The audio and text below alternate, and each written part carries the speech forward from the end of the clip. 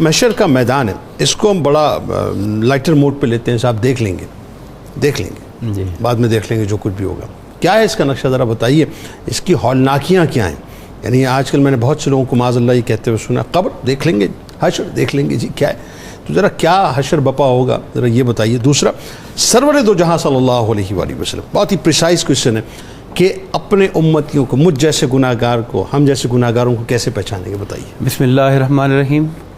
بہت اہم اور ایمان افروز ٹاپک ہے آج کا جو آپ نے انتخاب کیا۔ قیامت کا جو دن ہے، ہمیں اگر ہم قرآن و حدیث کی تناظر میں اس پہ غور کریں تو یہ برپا ہی تب ہونا ہے جب زمین پر کوئی ایک بھی کلمہ گو نہیں رہے گا، ٹھیک، اور زمین پر کفر کا راج ہوگا، اور اللہ تبارک و تعالیٰ کے جلال کے نتیجے میں کہ کوئی ایک بھی اس کا ماننے والا نہیں ہے، قیامت برپا ہوگی۔ اب جب قیامت برپا ہوگی تو اس وقت جو ایک آواز وہاں پر میدان حشر میں گونج رہی ہوگی وہ ہوگی لمن الملک اليوم۔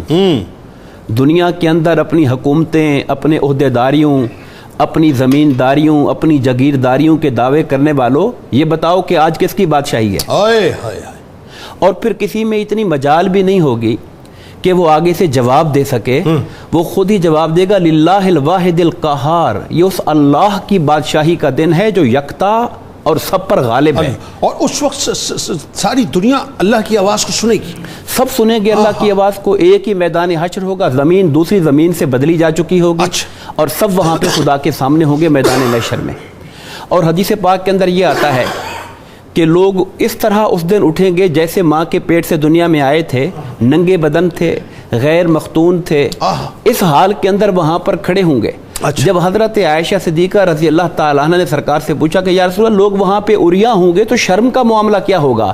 تو سرکار میں وہ اتنی ہیبت کا دن ہوگا کہ یہ معاملات صرف نظر ہو جائیں گے۔ اللہ، یعنی لوگوں کو اس بات کی پرواہ ہی نہیں، اس کی پرواہ نہیں ہوگی، تک ہیبت میں مبتلا ہوں گے وہ۔ سورج اس قدر قریب کر دیا جائے گا کہ لوگ اپنے اعمال کے مطابق اپنے پسینے میں غلطہ ہوں گے، اللہ، حتیٰ کہ کچھ لوگوں کا پسینہ ان کے لبوں اور کانوں تک پہنچا ہوا ہوگا، اللہ، منہ کی لگام بن جائے۔ یہ کیفیت ہوگی قیامت کے دن، اور جس کے اندر پھر اللہ پاک کی ناراضگی اور اس کے جلال کا جو تصور ہوگا، اور جہنم کی جو چیخ و پکار کی آواز ہوگی، یہ ایک عجیب منظر اور فضا پیدا کر رہی ہے۔ جہاں آپ کے سوال کا دوسرا حصہ کہ نبی پاک صلی اللہ علیہ وسلم اس ماحول میں اپنی امت کو کیسے پہچانے؟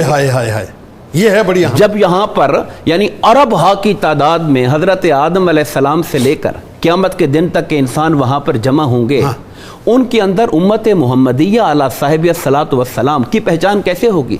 سرکار نے فرمایا میں جب اٹھوں گا وہاں پر، میں نگاہ ڈالوں گا، میرے سامنے بھی بے تحاشا لوگ ہوں گے، دائیں بھی بائیں بھی آگے پیچھے، مگر میں ان تمام بے تحاشا لوگوں میں اپنی امت کو پہچان لوں گا۔ پوچھا گیا کیسے پہچانیں گے؟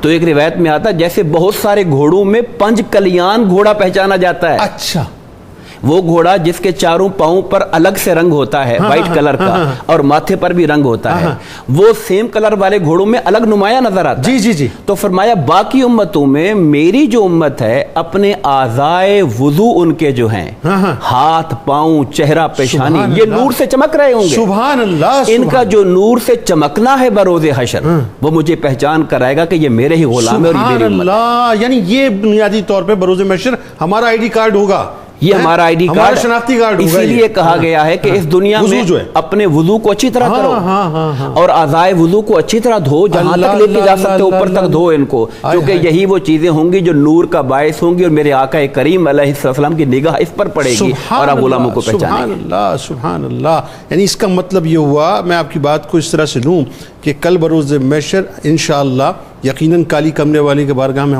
ہم سب کی حاضری ہوگی، تو وہ جو کالی کملی والے ہیں وہ ہمیں پہچانے اس طرح سے کہ ہم اپنے وضو پہ اور اپنی نمازوں پہ جو ہے خاص توجہ دیں۔ اب ذرا یہاں